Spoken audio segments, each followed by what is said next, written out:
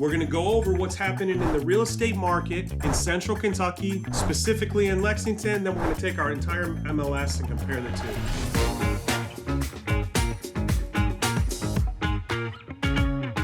Happy to have Madison here. He's our pricing guru.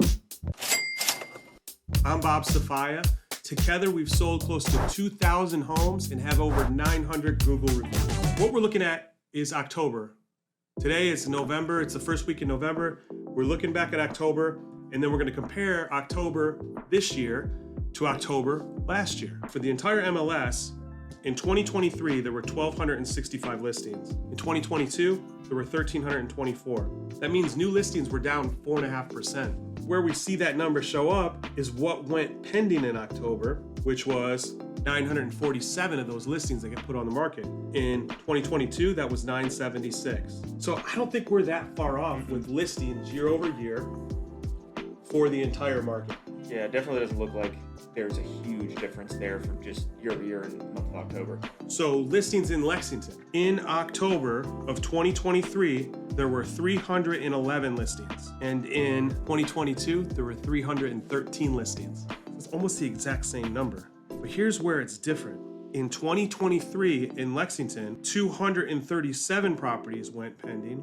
And in 2022, there were 267. That is almost a 12% difference in the amount that went pending. And when we talk, every single month we've been looking at these numbers and we say year over year, we're saying, okay, we can see the correlation between new listings and pendings, right?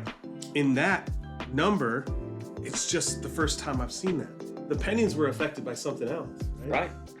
Our entire market didn't see it as much. So the outlying areas of Lexington didn't see a dramatic difference between the pending sales year over year and the new listings year over year.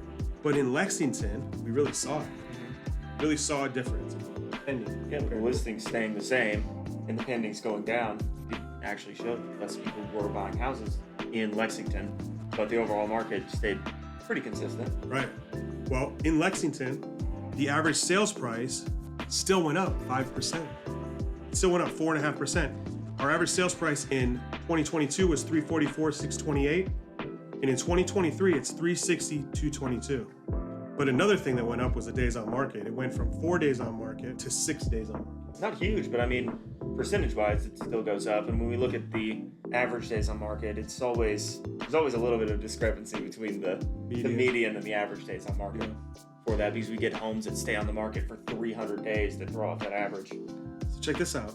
The average days on market for our entire market was 27 in 2022. This year it was 31. So that's not really a big change. Yeah, not a huge change. Not a huge change. Just when you look at something year to date, when we get those numbers, the year to date numbers typically have a bigger impact. The list to sell price actually dropped in Lexington.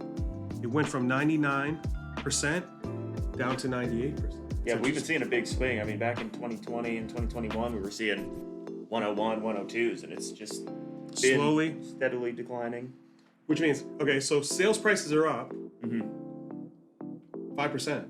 The list to sell price is going down. And I hate to say this, this is what I don't like to say, is that I see the opportunity in both sides. You're still getting more money for your house. But for a buyer, if the listed sale price is going down, people are actually negotiating the price. Right. You don't have to come in with no inspection to get the house. You can actually negotiate down and put offers under the actual list price that they have. Right.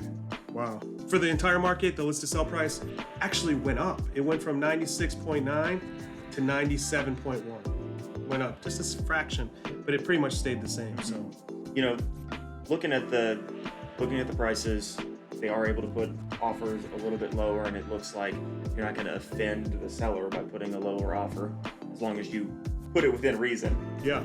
The opportunity for a buyer would be that they're getting negotiation price. I think that everybody has a unique situation.